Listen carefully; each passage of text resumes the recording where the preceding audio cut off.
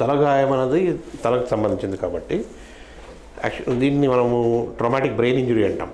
Basically ఏంటంటే పైన ఏదైనా చిన్న గాయం తగిలితే అదేం పెద్ద ప్రాబ్లం ఏం కాదు, లోపల బ్రెయిన్ తగిలితే అది పెద్ద ప్రాబ్లం అవుతుంది.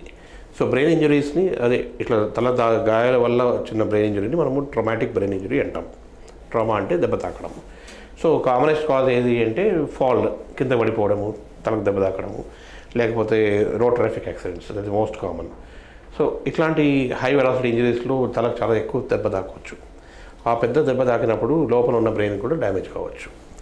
సో అందువల్ల మనం ఇప్పుడు 2 వీలర్ మీద వెళ్ళే వాళ్ళకు హెల్మెట్ పెట్టుకోవాలని, తర్వాత కార్లో సీట్ బెల్ట్ వాడాలని, ఇవన్నీ ఎందుకు చెప్తామంటే ultimate organ to be protected is the brain. Brain ఉంటేనే మిగతా అవయవాలను ఉన్నట్టు లెక్క, మనిషి ఉన్నట్టు లెక్క. సో ఆ బ్రెయిన్ని బాగా ప్రొటెక్షన్ చేసుకోవాలి. అందుకోసం మనము దానికి హెల్మెట్ పెట్టుకోమని చెప్పడం ఇవన్నీ.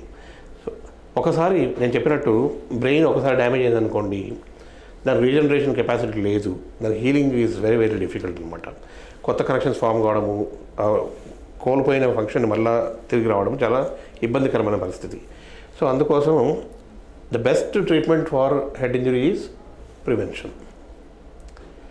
హెడ్ ఇంజరీ కాకూడదు అసలు. అయిందంటే అది even simple injuries also can cause major problems.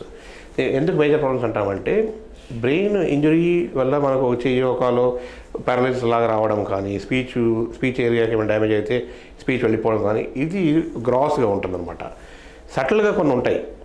చిన్నగా ఒక అమ్మాయి 2 వీలర్ నుంచి పడిపోయింది, ఇమ్మీడియట్గా 10 నిమిషాల తర్వాత కోలుకొని ఇంటికి వెళ్ళిపోయింది.